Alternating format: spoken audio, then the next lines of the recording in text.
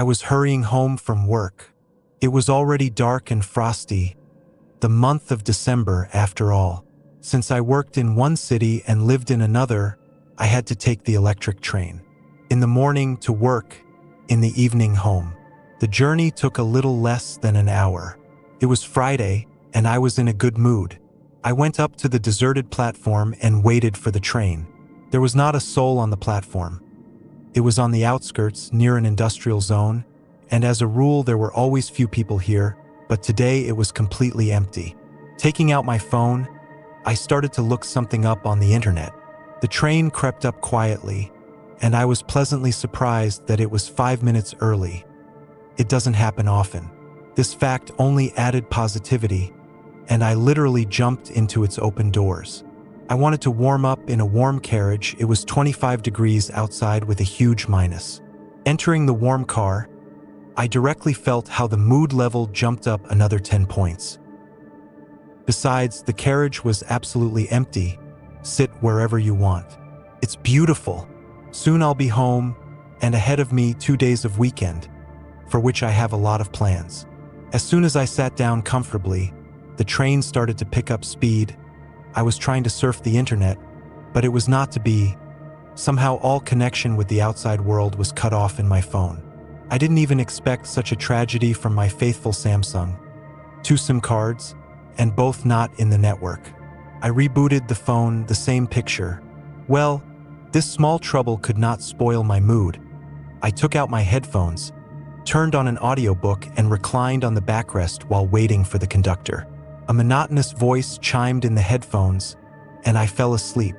When I woke up, a thought popped into my head. Whether I had passed by, my heart was pounding, and I immediately looked at the time. I had been traveling for about an hour already. It should be my station now, but the train was still rushing, not slowing down, and outside the windows there was night, moon, and forest. A boundless forest to the right and to the left. There's still not a soul in the carriage. I felt a bit uneasy. I looked at the electronic board with a ticker, but it was empty. I looked at the phone again, but there was still no connection. I thought, walk forward through the cars and ask people what was the last stop. I put the phone with headphones in my pocket. I go to the next carriage, nothing. I keep walking. I passed probably 5 half-dark carriages, not a soul. My eyes fell on the emergency button. I went to it and pressed it. The loudspeakers hissed, and I jumped back in surprise. My thoughts were racing in my head, and I didn't know what to do. I looked at the stopcock. It was off. My right hand went up to scratch the back of my head, and then I remembered that I had a hat. I had left it on the seat in the car I had entered at the station. I hurriedly went back for the hat. On the way, I noticed that the stopcocks were torn off everywhere. This only makes me more anxious.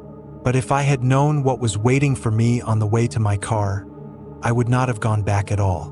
But I didn't know. In general, I overcome 3 carriages in the direction of the tail, go into the next one, and from the opposite end of the carriage enters it. When I saw it, I froze right in the doorway. I broke a sweat and my legs almost gave out, and a kind of a wheeze came out of my throat. It was huge in height and width, and slowly walked toward me on huge bare feet. The shape of the feet were like human feet, only the size. The size of each foot was the size of a child's sled. A single dusty lamp was burning in the carriage. It, like the moon, illuminated a mystical picture that seemed like a dream to me. The creature's huge hands, with palms like the buckets of an excavator, reached to the floor. Its fingers were as thick as my hand, and it had to slouch to walk the height of the car. A huge belly hanging over his pants. This mutant was wearing a conductor's uniform, which was also huge, but it was cracking at the seams from the body he was carrying. The uniform was dirty and tattered.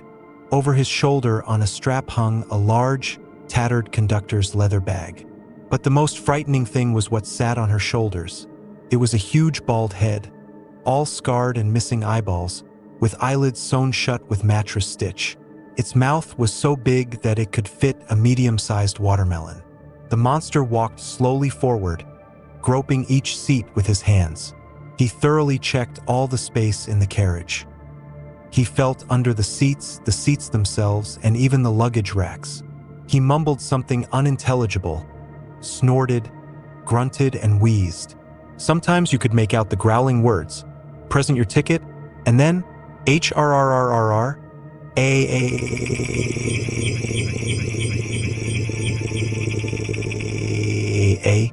ticket, A present it. Then the carriage shook, and my stupor passed. I quickly turned around and rushed back. I ran 10 or maybe even 15 carriages until the figure of a seated man flashed to my right. My brain did not immediately react to this information, and my legs from fear did not obey the order to stop, so I ran to the vestibule and there, by an effort of will, was able to stop my legs. I turned around and looked at the man. The man was dozing by the window in the middle of the car. I jumped over to him to wake him up, and when I grabbed his shoulder, he woke up. "Let's get out of here or we're dead. There's a mutant in there," I shouted excitedly. It's you and the conductor." The passenger grinned bitterly. I was somehow taken aback by his calmness. I opened my mouth to say something, but all the words in my head were completely confused. "Don't worry, sit down. I'll tell you everything," the stranger offered. His calm tone had an effect on me. My cotton legs bent, and I sat down opposite the interlocutor. And he continued, "Between us and the conductor there are 10 to 12 cars. As you may have noticed, the conductor is blind and moves very slowly. It takes him about 20 minutes to feel the whole car, the vestibule, and to squeeze into the next one, which means it'll take him about 3 hours to get to our car.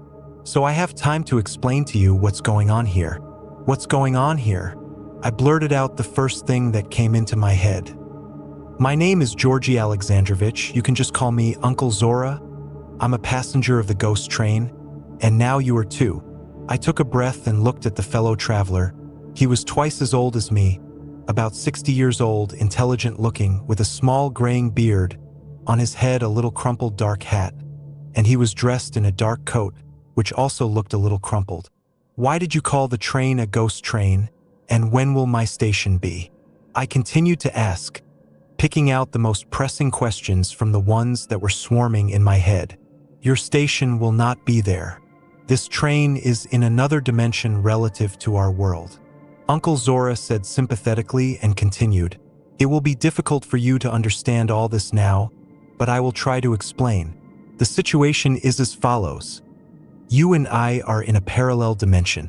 This train sometimes stops at stations and picks up passengers, and it takes passengers from our dimension to this parallel dimension. There's always only one passenger, and it's impossible to get back out of it into our world." "How is it?" I asked incredulously. "Look out the window. What do you see?" he said. "It's dark," I answered. "Exactly," confirmed my interlocutor.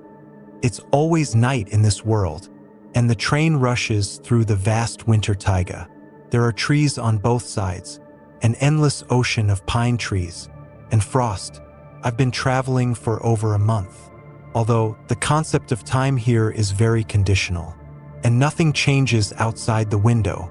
There are only occasional stations, abandoned, deserted, in the middle of the endless taiga, and after the train makes a stop at them, a new passenger appears in it. At the last station, you entered it. Why didn't you get off the train at that moment?" I asked. "The one who gets out of it stays at an abandoned station in the frosty taiga of this strange world, and dies either from the cold or..." Then my interlocutor was silent. "What? Or?" I whispered. "Did you see the conductor?" he asked. "Imagine the monsters in this taiga. This train is like a check valve. It lets people from our world into its world, but I don't know how to get back out. It was like some kind of a delusion or an evil prank. I got on the train tonight to go home, and I ended up in the middle of nowhere. The connection's dead. I can't get off, but there's got to be a way out. Listen, if you go forward along the train, you can reach the locomotive, and there are drivers there." I began to reason. "It is in vain. my companion interrupted me. Firstly, I am even afraid to imagine how the drivers look like here, and secondly, the electric train is endless, or rather to say, beginningless. How can it be?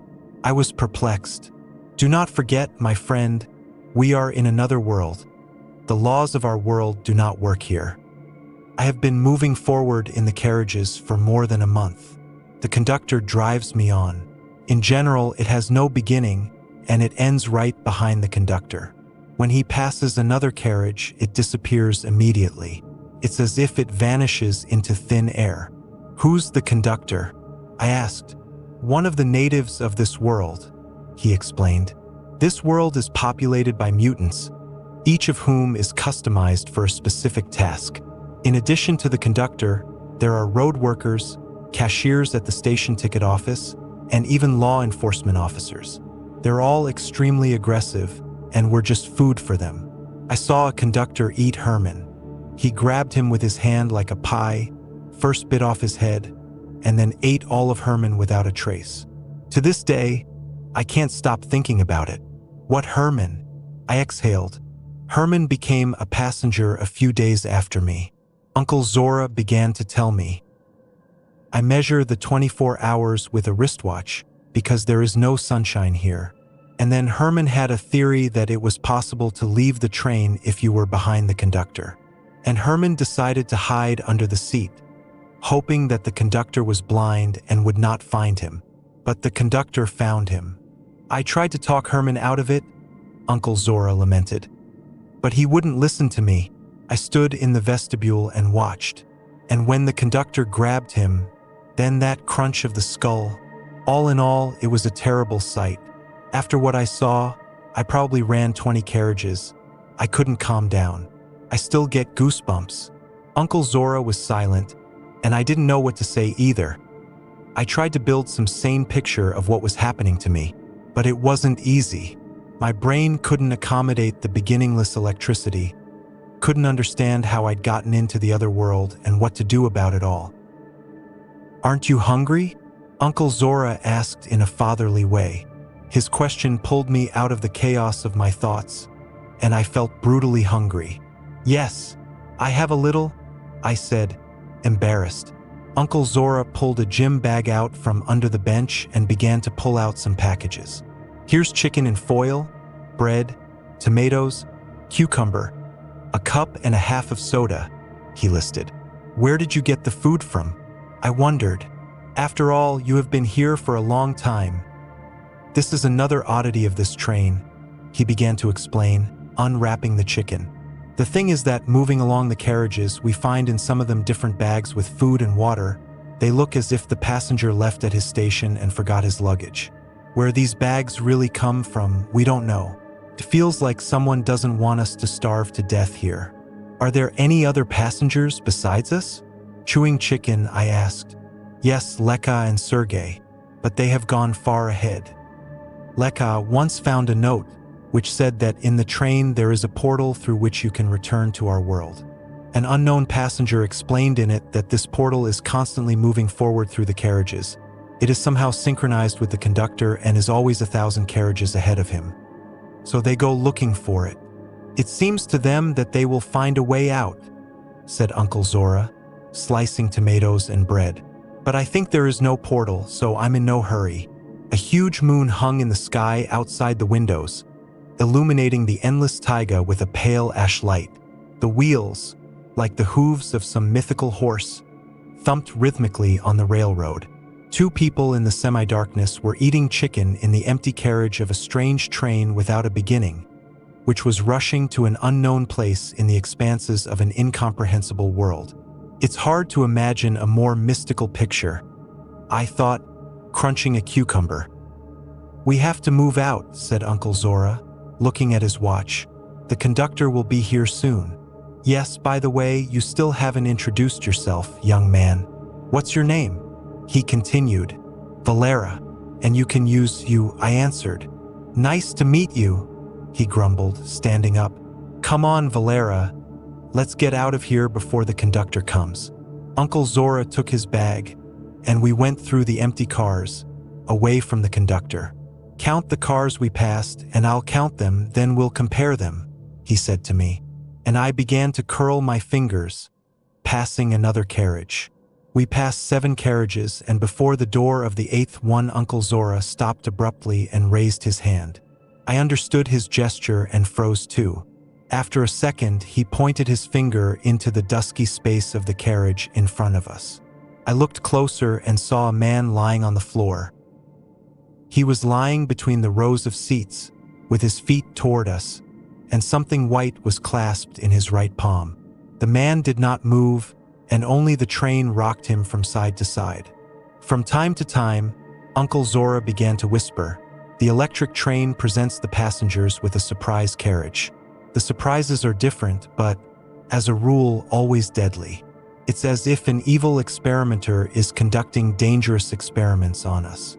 At these moments, we must be extremely careful. What are we going to do?" I whispered. "You stay here, and I'll go take a look," Uncle Zora commanded quietly. He put his bag down on the floor, slowly slid the carriage doors open just enough to squeeze in sideways, and, sneaking, moved toward the figure on the floor. I, ready to come to his aid at any second, remained to watch. Creeping up to the figure on the floor, he leaned over, then touched it with his hand, and after a second he drew back sharply and sat down on the seat beside it. Then he gestured to me. I approached cautiously. "It's Sergei," Uncle Zora said mournfully. "He's dead." He leaned over and pulled a piece of paper out of Sergei's palm. It was a note from Lyoka. I didn't understand what happened. Leka wrote in his note, "Sergei said he wanted to take a pardonable piss and stayed in the vestibule, and I went to the next car. I waited for him for about 10 minutes, then I followed him. He wasn't there. Went back 3 more cars. Nothing. I figured he'd gone back to your place, so I didn't look for him anymore.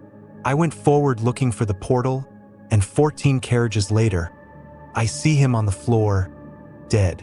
No sign of violence. But how did he get ahead of me? Almost 10 carriages ahead of me.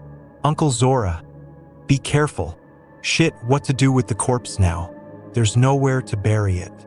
It's inconvenient to leave it like this. Shall we burn it? Cremation is like a funeral," I suggested, "and let the whole car burn to hell. What have we got to lose?" "No way. Don't set fire to anything." Uncle Zora got worried. "We've already tried to burn the car. We thought we'd set it on fire right in front of the conductor. And if the conductor burns in it, we'll get to our own dimension." But it didn't happen. As soon as they started to make a fire out of seats, a fireman appeared. He materialized somewhere in the vestibule on the conductor's side. A monster, I'll tell you, no worse than the conductor, but with eyesight and a helmet. And he's got a hatchet and a fire extinguisher. We almost laid bricks when we saw him, but he put out the fire from the fire extinguisher, and then he ran after us, roaring like a wounded bull, kicking the doors between the cars. I don't know how many carriages we ran away from him, and when I fell down, I thought I was dead, but he disappeared as suddenly as he came. Anyway, I don't advise you to mess around with fire. I can see that you can't play around here. I was impressed by the story. And whose luggage is this? I pointed my finger at a dark backpack on the floor, under one of the seats. I don't know, let's have a look, Uncle Zora suggested. I put the backpack on the seat, opened the zipper, and we began to examine the contents. There were a few hard-boiled eggs, a slice of raw smoked sausage, some bread, a couple of apples, and a thermos with hot tea. In the inner pocket of the backpack, we found some money, about 2,000 rubles, some checks, keys, and a ticket for this train.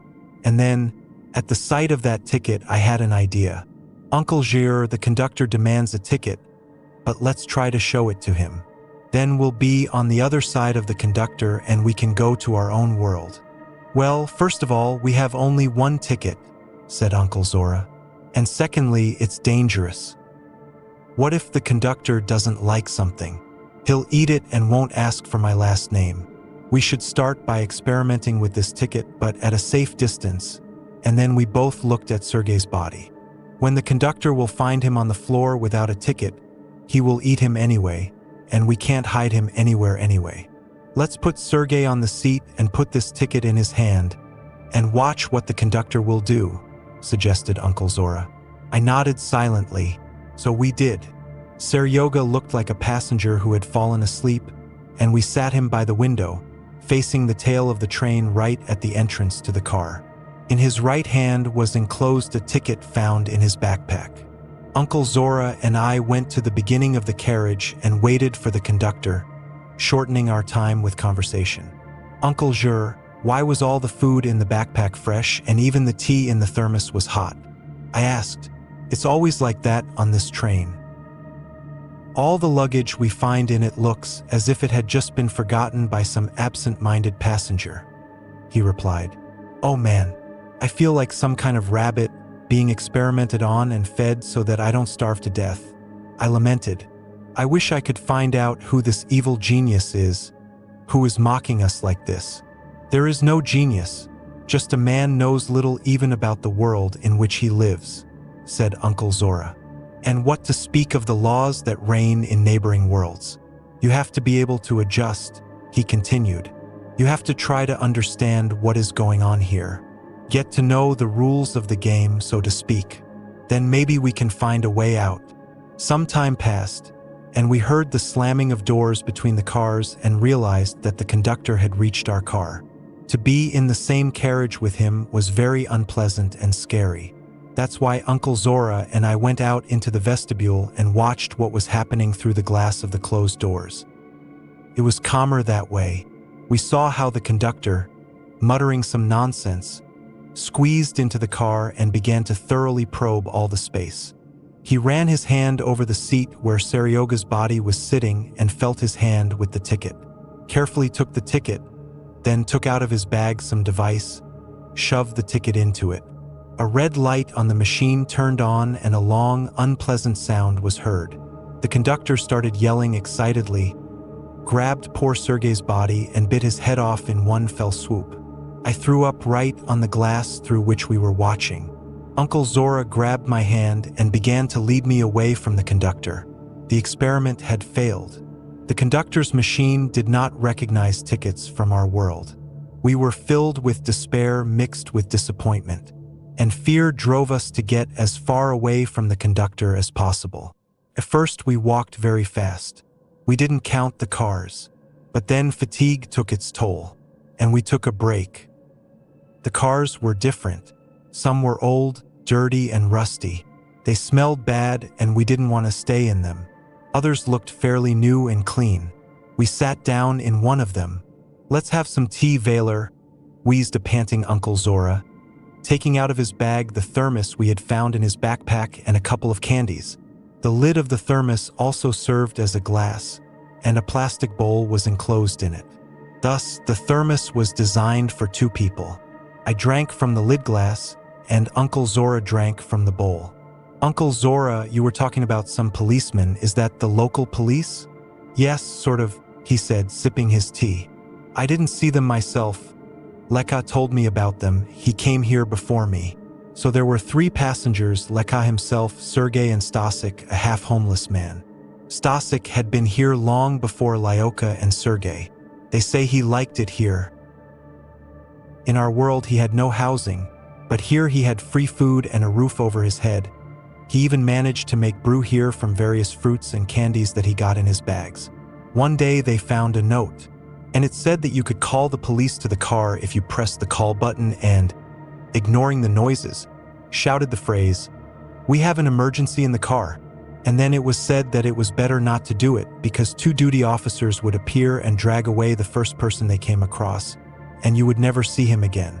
And that it was useless to resist. They had incredible strength, and they looked so strong that your knees would buckle. When Lyoka read the note aloud, then Stasik began to laugh and show off. He said it was all bullshit about the duty officers. I pressed these buttons 100 times and saw no one. Stasik was very drunk on his booze. He began to swear loudly, saying that he had seen all the cops in the grave, that he would smash them all with one left, and all that sort of thing. Then, according to Lyoka's story, Stasik ran to the button, pressed it and shouted, "We have an emergency in the carriage." From the speakers burst out scraping and hissing. But Stasik didn't care. He yelled at the top of his voice, "We have an emergency in the car."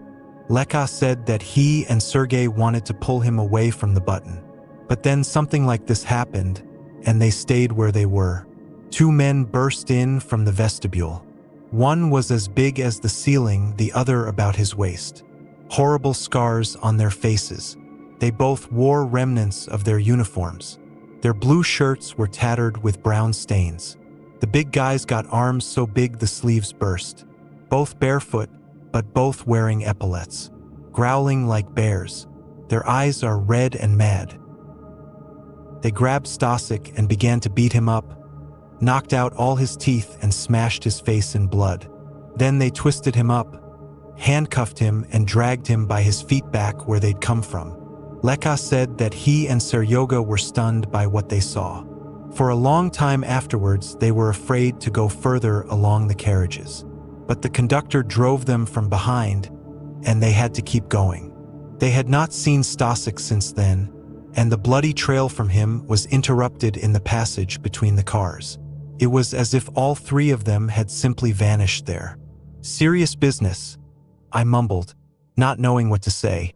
Then we noticed that the train was slowing down.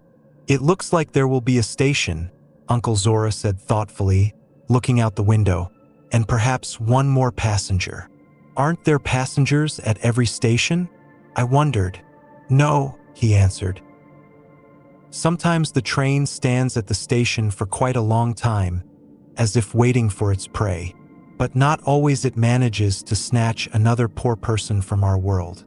And if we go out at the station and dissuade the passenger to enter," I blurted out, "You're naive, Valera.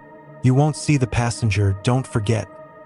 We are in different realities with them. He is at the station in our native world, and you and I are in the middle of nowhere." In the meantime, the train crept up to the station and finally stopped. The doors slid open with a hiss and a clang. Something inaudible grunted from the speakers. The station was a two-story building with broken, dark windows. The empty, nighttime platform was lit by a pair of dim streetlights. In the wall of the building there was a single unbroken and barred window, in which a light burned dimly, and above it the letters KS were visible. The letters had either fallen off or had never been there. But it was clear that it was a cash register. The atmosphere of desolation and semi-darkness was downright mystical. "Can I go out to investigate?" I asked. "You can. Only when you hear the voice from the speakers, then immediately go into the car. Otherwise you will stay here forever." "And what's in the building?" I didn't stop. "It's better not to go there," warned Uncle Zora. "There are such creatures living there that you won't be happy. By the way, if you see anyone on the street, run as fast as you can to the car. They don't usually come in here. They're not supposed to. But if they catch you on the street, they'll eat you. Stop making things worse, Uncle Zor. I'm scared to go out now." "Sure you are," Uncle Zora said meaningfully. "I never go out myself." An eternal frosty night hung over this strange world. But I decided to get out of the car because I had a plan. I decided to go to the ticket office and try to buy a ticket. As I stepped out of the car, I felt a hard frost. Strangely enough, there was no snow anywhere. I only now paid attention to it. Looking around, I saw wagons on both sides, going into the darkness of the forest. Is it really endless? I thought as I slowly made my way to the ticket office. The cash window was cloudy, but behind the dusty glass I could see the silhouette of the cashier. It was impossible to see the occupant of the cash register in detail, and I didn't really want to. At the bottom of the window, I saw a rusty tray extended to the street. Throwing a $500 bill into it, I pushed it into the cash register and said, "2 tickets," and I pointed 2 fingers out the window, in case I was hard of hearing at the ticket office. The silhouette in the window fidgeted, and suddenly the tray with the $500 was knocked back, and from behind the window there was an unintelligible roar and some swearing. I jumped back in surprise. My heart was pounding. I looked at the doorway in the building. I felt uneasy at the thought that one of its occupants might hear the noise and come out onto the platform. But all was bypassed. Carefully taking my 500 from the tray, I turned my head toward the railroad car, and I saw some movement. Sneaking closer, I saw the outline of a figure under the car, or rather, only its back part. Standing on all fours and sticking his head under the wagon, there was a big man in a dirty orange vest, a hammer and some other tools lying on the platform next to him. Under the wagon you could hear his grumbling and metallic tapping. Probably he was fixing some kind of breakage in the lower part of the wagon. Probably the local mechanic. How could he not have noticed me? I thought with horror. I wanted to dive into the car before the mechanic spotted me. But then I saw that from the back pocket of his dirty pants protruded a red piece of identification. It must be a railroad employee's ID card. My mind flashed, and immediately a plan was hatched. I snuck up from the rear of the mechanic, sharply snatched the ID card from his pocket, and rushed to the car door. His reaction was beastly, and he immediately followed me with a roar. Losing precious seconds to climb the iron steps of the car, I already in the vestibule felt that the mutant caught up with me. Sliding the doors to the carriage on the left, where Uncle Zora was waiting for me, I rushed towards the tail of the train. The doors had no sooner closed behind me than I felt the mechanic grab my leg. Collapsing to the floor, I managed to grab the leg of the first seat. Standing on the platform, the mechanic reached with his incredibly long arms to me, and this despite the fact that I was already in the car. Uncle Zora, with a frightened face, rushed to my aid. He grabbed me by my clothes and began to pull me as hard as he could into the car. The situation became a stalemate. The conductor was inevitably approaching us from the rear of the train, and the hydraulic arm of the mechanic was pulling me forward. The forces were not equal, and Uncle Zora and I realized that the mechanic was about to pull me out of the car like a cork out of a bottle. We held on with all our might. Uncle Zora shouted at me to hold on, but my hand unbent my numb fingers one by one. We looked at each other in horror and said goodbye mentally. Suddenly, I remembered the emergency button for the outfit. By some incredible effort, I reached it and, having pressed it, shouted at the top of my voice, "Emergency in our car! Crash in our car!" And that's when the real creepiness began. An outfit of 2 mutants burst into the vestibule, and the first person they got their hands on was the mechanic, who had invaded the train waist deep and was dragging me by the leg out of the car. In a second, I heard the crunch of bones breaking and the wild yell of the mechanic. A bloodbath had begun in the vestibule. The wagon was jumping as if it had a herd of elephants dancing on its roof. The 2 goblins dragged the mechanic into the vestibule and simply dismantled him for parts. The growling and shrieking was so loud it made my ears pop. Uncle Zora, exhausted, pulled me to the middle of the car. When I turned around, I saw that the mechanic's severed arm was still holding my leg and dragging behind me, leaving a bloody trail, and the rest of it was flying around the vestibule under the blows of the men on duty, breaking the glass in the doors of the car. We, dazed, looked at what was happening. Suddenly, the mechanic stopped, and through the broken glass we saw how the 2 men were busily dragging his remains into the passage between the cars. Exhausted, we sat on the floor of the car. An unintelligible but expressive announcement was heard from the speakers again. The train closed its doors with a hiss and continued its endless voyage through the expanses of a strange world. "Valera, why the fuck did you snag this mutant?" Uncle Zora wheezed angrily. I took out a freshly stolen ID card from my pocket and gave it to Uncle Zora. "What do you need it for?" Holding on to his heart, he continued, "I'll show it to the ticket office and get a couple of local tickets so we can get off this fucking train." I muttered, "That's an interesting theory, colleague," he said, "except that it almost got your head blown off. Come on, Uncle Ger, everything turned out all right. But now, at the next station, I'll get tickets for us. I'm already afraid to imagine how it will look like." He continued to sarcasm as he handed me back the crust. I grinned and opened the ID card to see the trophy. It was as cartoonish as everything in this incomprehensible world. The smooth lines consisted of a mixture of Cyrillic and Latin letters. Capital and uppercase letters were arranged in random order. It was impossible to read anything, but everything was serious, even the owner's photo with a large round seal. The wrinkled face in the photo was hideous. The eyes, one of which was higher than the other, expressed a complete lack of intelligence. The lipless mouth bared large and yellow horse teeth. 2 slits instead of a nose and huge ears completed the picture. Uncle Georgy, do you think the cashier will notice that I'm not in the photo? Come on, you're like twins, just the same face. He laughed hoarsely and said, after this joke, we could not get up from the floor. Adrenaline was leaving the vessels of our bodies, and we were covered with nervous laughter. We laughed until we cramped, until we cried, rolling on the floor. When we had laughed, I tried to free my leg from the mechanic's grip, but it wasn't easy. The grip of his fingers was literally dead. His arm was ripped right out of my shoulder, 2 meters long and very weighty, hanging from my leg like a weight. Apparently, the spasm had tightened the iron grip on the huge fingers, and the dead hand wouldn't let go of my leg. Cut the tendons, said Uncle Zora, holding out his knife to me. I took the knife and began to cut the back of the dead hand. The fingers began to loosen one by one, and I was finally able to free my leg. In the semi-darkness of the car, on the floor lay a huge hand of the mechanic. Its hand, like a predatory spider, swayed in time with the movement of the train, and we wanted to leave the car as soon as possible. It seemed that now the hand would come to life and grab someone's throat. Uncle Georgy, let's get out of here, I suggested.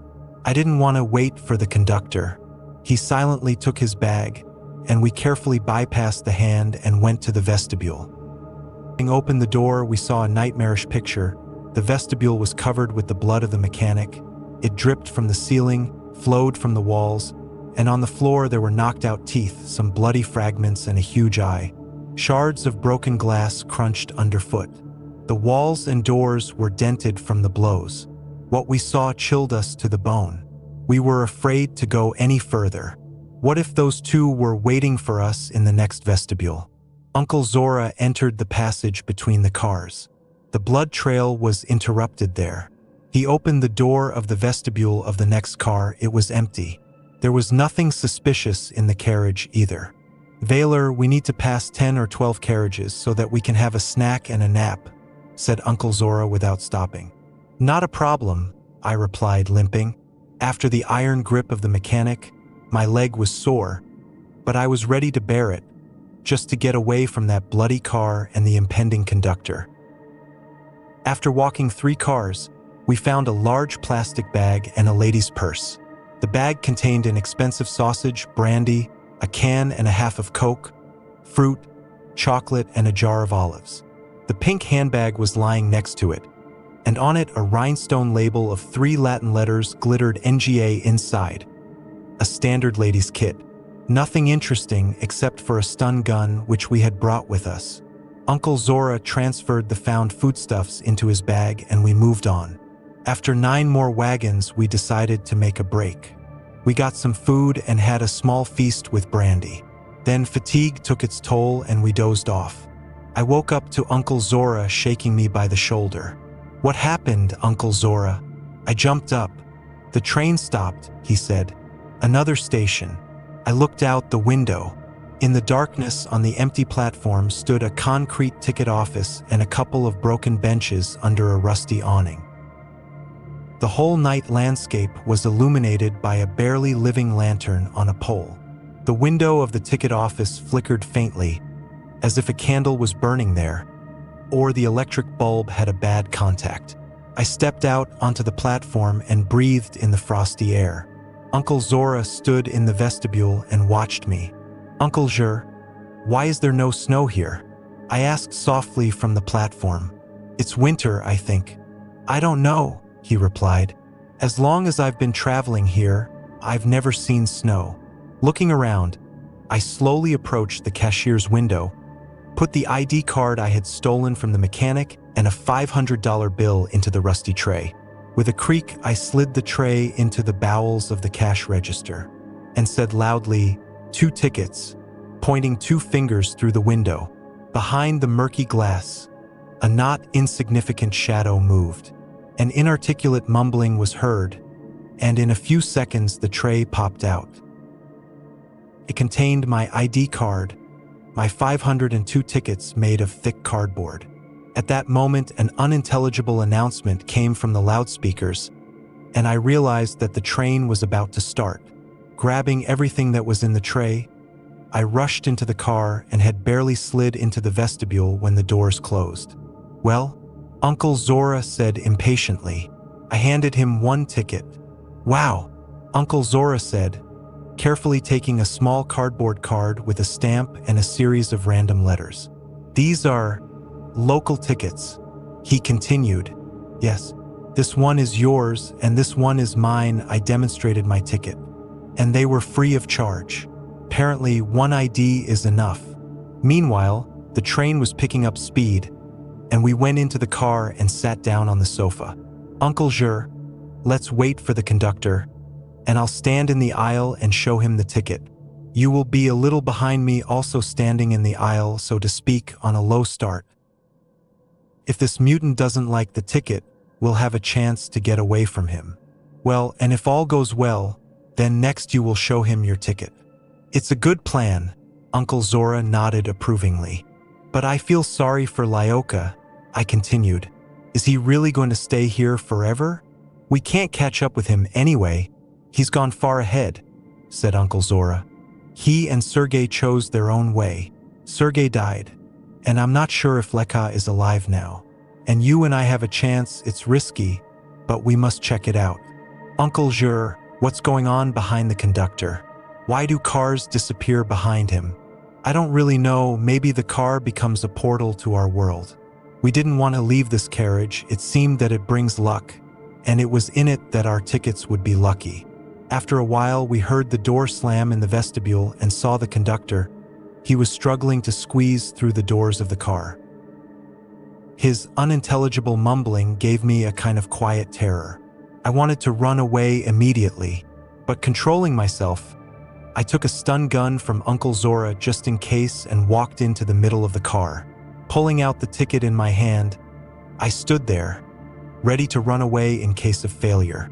Uncle Zora stood 5 steps behind me in the same readiness to leave the carriage. We realized that the conductor would not run after us, but his inhuman reaction and long arms buckets made us on guard. Feeling the space of the car, he slowly came at me. Several times in his muttering, I recognized the phrase, "Show me your ticket." Finally, he fumbled for my outstretched hand with the ticket, took it carefully, and went into his bag for his control device. My heart was pounding at an alarming rate. I clutched my stun gun in my hand and prepared to jump back if his machine started to buzz. He took out his strange machine and shoved my ticket into it. The machine rumbled satisfactorily, beeped briefly, and the green light on it turned on. The conductor took my ticket out of the machine and, muttering the word "order," handed the punctured ticket to me. I took the ticket and sat down on the seat. The conductor groped the carriage and moved on to Uncle Zora. Uncle Zora, seeing that the tickets fit, calmed down a bit and sat down on the sofa too. I watched what was happening from behind this mutant, but I was afraid to utter a word, so as not to scare away my luck. Uncle Zora, as well as I, successfully passed the control, and the conductor began to squeeze into the vestibule, having groped which he went into the next car. For some time we sat in our seats, as if dumbfounded, and could not understand what we should do next. Our carriage did not disappear anywhere. Nothing changed. The train continued to go through the night taiga. Then Uncle Zora got up and silently walked over to me. He looked at me and I at him. "What next?" For some reason I whispered. "I don't know," he answered. "Let's check the previous carriage. Maybe it's missing?" I suggested, and we went to check it. When we entered the vestibule of the neighboring car and made sure that it was not missing, we froze from surprise. The light was on in the car, and there were people in it.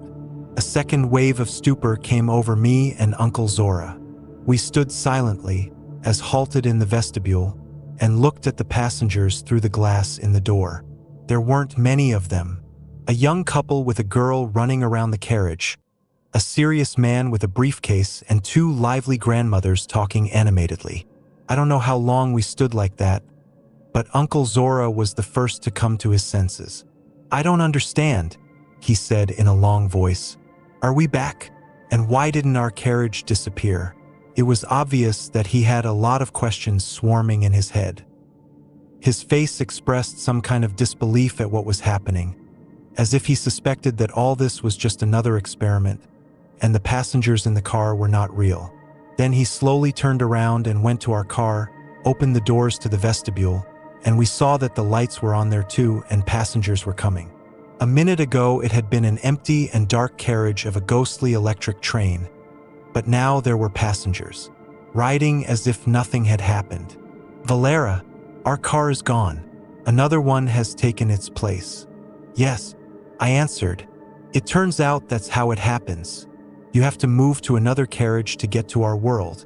Uncle Zora stepped into the car, and I followed him. We walked slowly down the aisle, looking at the passengers, then into another carriage, then into the third. Staring at people, we looked ridiculous, and probably everyone took us for some crazy bums. We gradually realized that we had managed to escape from the creepy world of the ghostly train. The people around us were real. Everyone was going about their business. Uncle Zora turned to me. Tears were visible in his eyes. Apparently, in that dark world, he had lost faith that he would ever be able to return.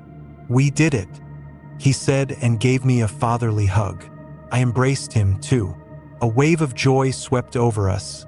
Our legs felt woozy, and we sat down on the seat.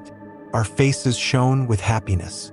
And the train began to slow down, and a woman's voice announced that the stop was called 666th kilometer, and that the next station was Liski. At that time, we did not know where we were, because each of us entered the ghostly train from different cities, but apparently it was possible to get out of it only here, on the platform of the 666th kilometer. That was where the return portal was.